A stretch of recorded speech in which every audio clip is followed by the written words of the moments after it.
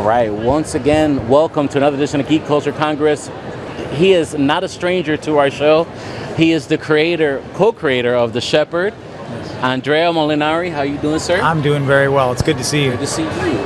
I love your book. Thank you very much. And if you can actually go back to previous interviews I've had with you, sir, and you talked about the premise for The Shepherd, how it came to be, and it's an amazing story. And thank you. If for anybody who's new to The Shepherd, I'd like you just kind of like you to repeat that story one more time, real quick. Sure. Give us the cliff notes of it at least. Okay, so the story is actually based on a nightmare that I had about my son.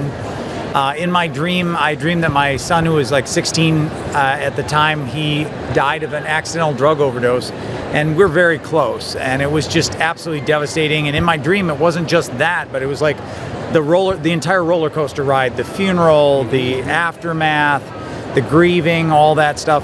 And in my dream, I began to feel that he was calling out from the other side. So I went after him into the afterlife to try to save him, and woke up very, drenched in sweat, very upset. And, it took me a couple days before I could even get to the point to tell him about it. And when I did, his whole reaction was, "Dad, that's so cool." And I'm like, "No, this is really not very cool at all." It's called a nightmare. Exactly. It was not cool.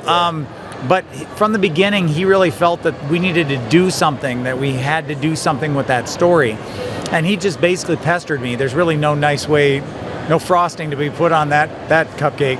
But he pestered me, and we finally sat down. It would have been June of 2011, sat down and wrote out the script for it. I thought we were done, but he was like, "Oh, no, we need to get this illustrated." And so the rest is history. We ended up publishing this first volume right here in May of 2015, and that is the origin story of The Shepherd.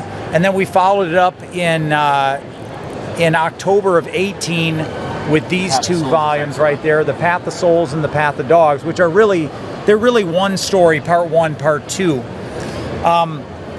At the end of the 5-year period, and last year about this time actually, in July of 2020, we ended up closing our contract with Caliber. We came to the end of the 5-year period. Okay. And so we did move on. We're a new publisher now. We're now with Scout Comics, and we signed in July of 20. Excellent. And we're really happy with that. We're reprinting the volumes that this is the new one. It's basically a reprint of volume 1. Okay. It's got a new 12-page story in there, a new art gallery, that type of thing.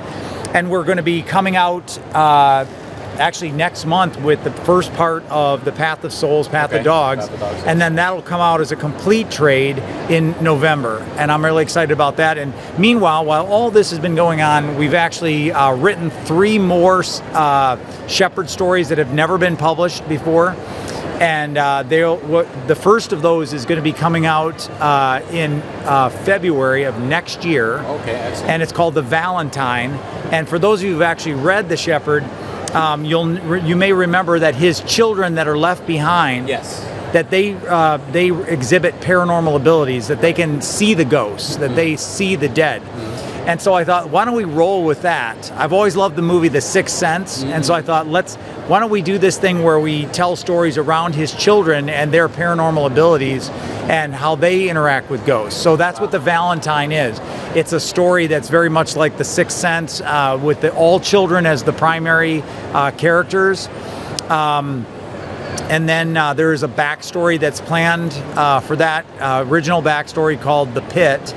And The Pit is, I don't know how much I want to tell you about this, but don't give away the shop. Right. It is. It's based on the idea of a ghost dog, that a ghost dog comes to visit them, and they have a mission that this ghost dog leads them to this mission. So that is going to be all out in 2022. And then, like I said, we have 2 complete graphic novels waiting in the wings behind that we're doing the artwork for. Okay. So, yeah. So I'm really excited about it. We've been busy. You're busy. You're working hard on Scout Comics now. Absolutely. And do you like the new arrangement and everything? Very much so, yeah. Yeah, Scout is an up-and-coming company. I work as the editorial director for Scout. I probably have, 70 active titles that I'm editing right now. No kidding. That's no exaggeration.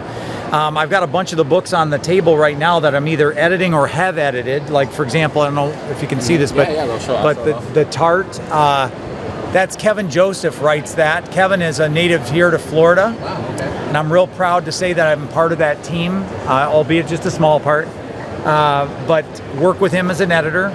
I work, this is Jonathan Hedrick. You may be aware of this title. I've seen The Recount. The Recount. It blew up, no pun intended. Yeah.